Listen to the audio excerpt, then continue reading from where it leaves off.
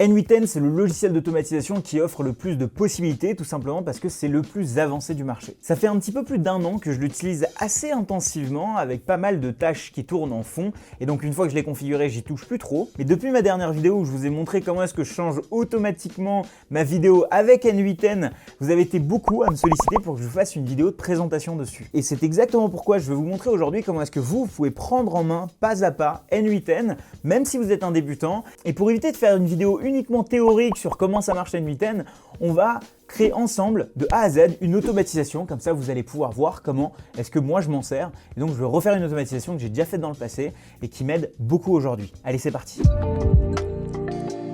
Alors nous voici sur la page de N8N, c'est la page principale. Là vous avez une démo rapide que je vous laisserai regarder, mais nous on va s'intéresser à comment l'installer, parce que la particularité d'N8N, c'est que ce n'est pas un logiciel comme un autre sur lequel on va tout simplement venir s'inscrire et payer tous les mois. Il y a cette option, mais ce n'est pas la seule option. Du coup, ce qui fait qu'on a trois manières d'utiliser N8N. La première, c'est la plus classique, c'est celle qui ressemble à Integromat avec son pricing par mois, et à Zapier, là aussi où on paye par mois. On a la possibilité de payer N8N tous les mois. Mais ce n'est pas du tout obligatoire, vu que c'est un logiciel qui est open source, c'est-à-dire qu'il est libre, il est totalement gratuit d'utilisation. Il y a des contributeurs qui bénévolement contribuent à ce logiciel, ce qui fait qu'on peut tout simplement soit le télécharger gratuitement ici, qu'on soit sur Windows ou sur Mac, ou alors l'installer sur notre propre serveur. Si on est un petit peu bidouilleur, un petit peu développeur, eh bien on peut l'installer sur notre propre serveur, ce qui fait que ça nous coûte le prix du serveur. Et un serveur, ça coûte pas très cher au final. L'inconvénient quand on l'installe nous-mêmes sur notre ordinateur, eh bien c'est que il fonctionnera uniquement quand notre ordinateur sera allumé. Bref, je vais vous laisser choisir l'option qui vous correspond le mieux. Moi, je vais aller sur N8N Cloud pour vous montrer un petit peu comment ça fonctionne.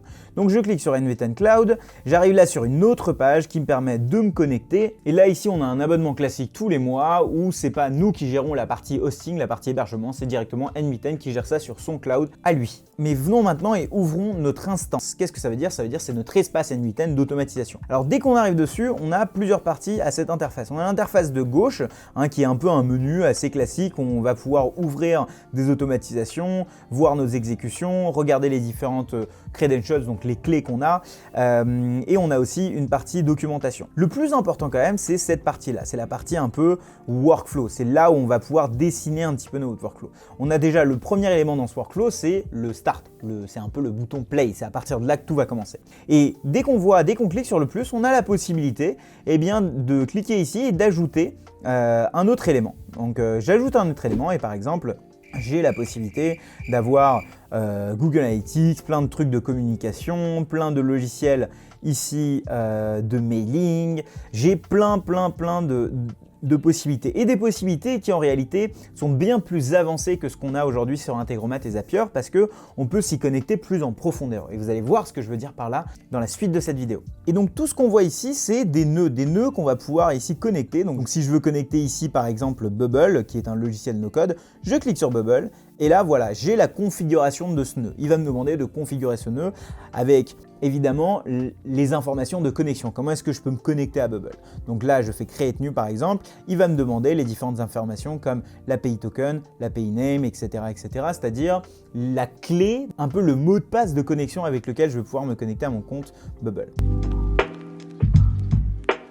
Là, ce que je vais faire pour l'exemple qu'on va suivre tout au long de cette vidéo, c'est une problématique qui est réelle pour moi. C'est que par exemple, moi, pour ma partie emailing, j'utilise un logiciel qui s'appelle ConvertKit, qui me permet de vous envoyer des mails, de vous envoyer tout un tas de newsletters.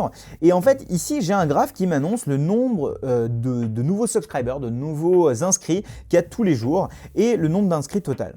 Et en fait, ici, j'ai un problème. C'est que moi, un des éléments qui marche le mieux sur ma mailing list, c'est ma formation Notion Facile. Sur Notion Facile, c'est une formation sur laquelle les gens reçoivent une formation en 5 jours sur Notion, donc des vidéos, et que moi, en fait, j'ai un problème, c'est que dans ça, j'arrive pas à savoir combien il y a d'inscrits par jour sur Notion Facile. J'ai juste ici les inscrits au total, mais dans mes inscriptions, et si je vais un peu plus en détail ici, j'ai des inscriptions qui viennent des templates, j'ai des inscriptions qui viennent de Notion Facile, j'ai des inscriptions qui viennent de plein de petites choses, mais moi, je veux uniquement savoir combien d'inscrits il y a eu par jour sur Notion Facile. En gros, je veux un espèce de truc comme ça où je puisse savoir par jour combien il y a eu d'inscrits sur Notion Facile uniquement. Et pour ça, j'aimerais automatiser déjà l'affichage d'un graphe comme ça, et deuxièmement que tous les soirs, je reçoive un email en me disant aujourd'hui, il y a eu 50, 60, 70 inscrits à Notion Facile par exemple. Donc pour pouvoir faire ça, la première chose que je vais faire, c'est ajouter ConvertKit. Hop. Et là, j'ai deux manières d'ajouter ConvertKit. Soit je peux utiliser l'API de ConvertKit directement, soit j'ai ce petit éclair qui va en fait à chaque fois se lancer dès que quelqu'un va s'inscrire sur ma mailing list. Donc moi je vais cliquer ça et là il me demande les credentials de ConvertKit. Moi il se trouve que je les ai déjà rentrés, mais si jamais je faisais une nouvelle connexion d'un nœud N8N avec un logiciel ConvertKit, j'aurais dû par exemple faire ça et j'aurais dû aller chercher ma clé API. Donc c'est un peu le mot de passe entre deux logiciels, une clé API. Si jamais vous savez pas ce que c'est qu'une API, il y a ma vidéo sur les API qui doit s'afficher quelque part que vous pouvez aller regarder. Mais en gros, je mets ma connexion, ma clé API. Si vous savez pas exactement comment faire, il y a toujours une documentation ici au-dessus où il vous explique comment récupérer ça. Mais en gros, moi j'ai déjà mis ma clé API, je clique ici et là il me dit mais quand est-ce que tu veux que ce truc se déclenche en fait? Eh bien moi j'ai envie qu'il se déclenche à chaque fois que quelqu'un se souscrit à un formulaire. Et à quel formulaire? Eh bien j'ai mes formulaires ici. Moi j'ai envie que ça se lance quand il souscrit à la formation Notion Facile tout simplement. Donc ça veut dire quoi? Ça veut dire qu'à partir de maintenant, j'ai ce petit truc là qui va se déclencher. Donc ça, je m'en occupe pas, mais ça va se déclencher à chaque fois qu'il y a un nouvel abonné qui va venir, mais qui va venir uniquement sur Notion Facile. Donc ensuite, ce que j'aimerais faire, c'est déjà pour commencer à tester, peut-être aller sur Slack et voir si ça marche bien. Si à chaque fois que j'ai un nouvel abonné qui arrive, est-ce que ça se poste bien sur Slack, déjà pour tester le truc. Donc hop, j'ai déjà pareil un compte Slack, là aussi il faut toujours le connecter avec la clé API, mais hop, j'ai mon compte Slack ici, je me connecte et j'ai envie de créer un post. Dans quel channel? Allez, on va dire que j'ai envie de créer un post dans mon channel qui s'appelle test. Je fais juste test, hop, je reviens ici et je vois si ça fonctionne. C'est que je fais en sorte que ce truc s'active. Donc là, vous voyez, il me dit « Waiting for you to create an event in ConvertKit ». Donc là, lui, il est en train d'attendre, tout simplement. Donc là, ce que je vais faire, c'est que je vais aller sur ma page Notion Facile. Je vais me créer, hop, un compte. Je vais faire ici la petite technique du plus 2 que vous connaissez certainement qui vous permettent de vous inscrire infiniment à des services. Hop, là vous voyez, ça a bien déclenché le truc. Là je vois qu'il y a bien eu un petit check. Par contre ici il y a eu un petit souci. Et là je regarde quelle est l'erreur et en fait il me dit qu'il n'y a pas de texte. Évidemment j'avais oublié de mettre le texte ici. Donc là ce que j'aimerais mettre par exemple en texte, c'est ajouter bien ce que l'autre nœud, donc le premier nœud qui est ici, qui s'affiche, ajouter un petit peu ce que lui il m'aurait donné comme information. Donc là, moi, ce qu'il va me donner comme information, c'est hop, le nom du subscriber. Vous voyez, ici, si je zoome, il y a le nom du subscriber. Donc moi, ce que je vais juste faire, c'est donner le nom du subscriber. Ici, il y a un petit peu ce qui va s'afficher dans Slack. Donc là, je vais refaire mon test en faisant execute node. Hop, là, vous voyez, il m'a bien mis l'information. Donc il m'a bien envoyé dans Slack l'information qu'il fallait. Donc ça, c'est-à-dire que mon workflow fonctionne. Donc voilà un petit peu déjà comment faire un truc hyper simple. Dès que vous avez un nouvel abonné sur ConvertKit ou sur quoi que ce soit, ça peut être Mailchimp, ça peut être ce que vous voulez, il s'affiche dans Slack. Les amis, si jamais vous êtes en train d'apprécier cette vidéo, n'hésitez pas à mettre un petit like, ça aide énormément la chaîne à se faire découvrir par encore plus de monde. Et surtout, si jamais vous êtes nouveau sur cette chaîne, n'hésitez pas à vous abonner. Je parle de plein de choses, comme des choses très concrètes, très précises comme N8N, mais il y a aussi bien des vidéos sur l'entrepreneuriat, le growth, bref, tout ce qu'il faut pour aujourd'hui avoir une culture numérique, une culture qui vous permet de réussir sur Internet. Je veux maintenant créer autre chose. Je veux l'ajouter, moi, dans Airtable. Pourquoi je veux l'ajouter dans Airtable? Parce qu'il y a la possibilité dans Airtable, si j'ajoute tous mes abonnés jour par jour et que je mets la date, j'ai la possibilité dans Airtable de faire des graphes assez sympathiques. Ça, je vous en avais déjà parlé dans une vidéo où je vous montrais comment est-ce qu'on pouvait faire des graphes avec Airtable, mais on va s'y recoller ici. Je vais aller sur Airtable et en fait, mon but, ça va être de créer une nouvelle base sur Airtable, donc un peu comme un nouveau tableau Excel. Je vais l'appeler ConvertKit, par exemple. Je vais supprimer les colonnes qui ne servent à rien. Et en fait, ici sur la colonne name, je veux mettre l'email de la personne qui vient de s'inscrire et je vais créer une colonne qui va être au moment où ça s'est inscrit, donc created time. Et là, je ne veux pas afficher le temps, hop. Donc je vais avoir à quel moment la personne s'est inscrite. Donc là, je supprime tout et je vais essayer de faire en sorte que à chaque fois qu'il y a quelqu'un qui s'inscrit sur ConvertKit, il arrive ici, comme ça moi je pourrais créer des graphes très facilement. Donc suivez bien, on va repartir dans N8N, on va faire un autre nœud qui cette fois-ci va aller dans Airtable. Et là, qu'est-ce qu'on veut?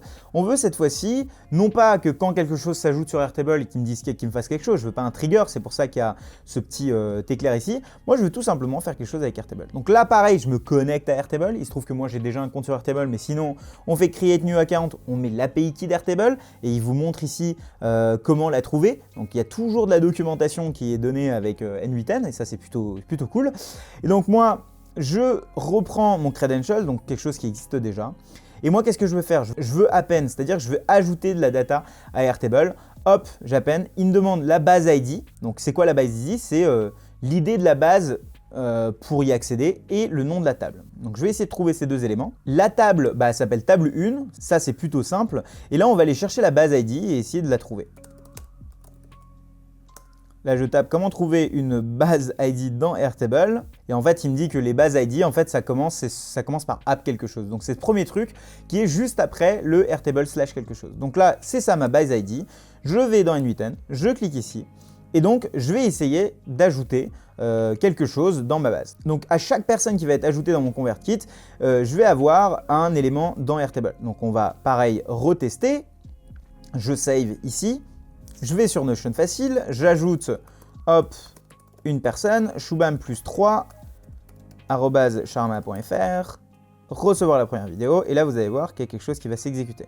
Là vous voyez, ça s'est exécuté, sauf qu'il y a un problème, et donc souvent on va se rendre compte qu'au moment où on met en place un workflow, il y a souvent des problèmes, et je suis très content que je les ai maintenant, ça me permet de vous montrer que le chemin il n'est pas tout droit. Donc là ce qui me dit, Airtable request is invalid, parce que ça n'a pas pu être géré. Et en fait, je vais regarder un peu plus loin, Airtable, how to add in N8N Airtable, et là en fait, j'ai une documentation de N8N sur Airtable. Et en fait, je réalise ici que pour pouvoir ajouter des choses dans Airtable, eh bien, il faut d'abord créer un élément. Il faut un petit peu confectionner l'élément qu'on veut rajouter dans Airtable pour pouvoir l'ajouter. Donc, il faut créer ce qu'on appelle un set. Et donc, on va voir comment est-ce qu'on crée un set. C'est comme si c'était un élément genre clé-valeur, un élément, un set, quoi, donc un ensemble. Et donc ici, je viens ici et je vais ajouter un set, S-E-T. J'ai la possibilité d'ajouter un set ici. Qu'est-ce que j'ajoute dans le set? Je vais aller regarder un petit peu. Et en fait, par exemple, si je veux ajouter un numéro, je mets ID 3, nombre. Ok, en fait, je comprends que pour pouvoir ajouter quelque chose dans Airtable, il faut absolument créer un set. Moi, ce que je vais faire un string, donc une chaîne de caractères, donc, dans laquelle je vais mettre name, parce que c'est exactement ce que j'ai dans Airtable. J'ai ici un élément name et un élément created. L'élément created, il va se remplir automatiquement. Moi, je veux juste le name. Et dans le name, je vais ajouter l'email de la personne qui a été ajouté tout à l'heure. Donc la subscriber, hop, ça c'était le test, j'ajoute ça ici. Je vais voir pour exécuter le node, qu'est-ce qui se passe? Ça s'est bien passé, on a bien réussi à récupérer l'élément dans le set. On va attendre d'ajouter quelque chose dans ConvertKit. Donc je vais sur Notion facile, je mets n'importe quoi. Ne faites pas ça, hein, ça va polluer ma base email. Et donc évidemment, il y a un petit souci. Hop, là, je mets ça ici. On va voir qu'est-ce qui va se passer du côté d'N8N. Ça publie bien sur Slack.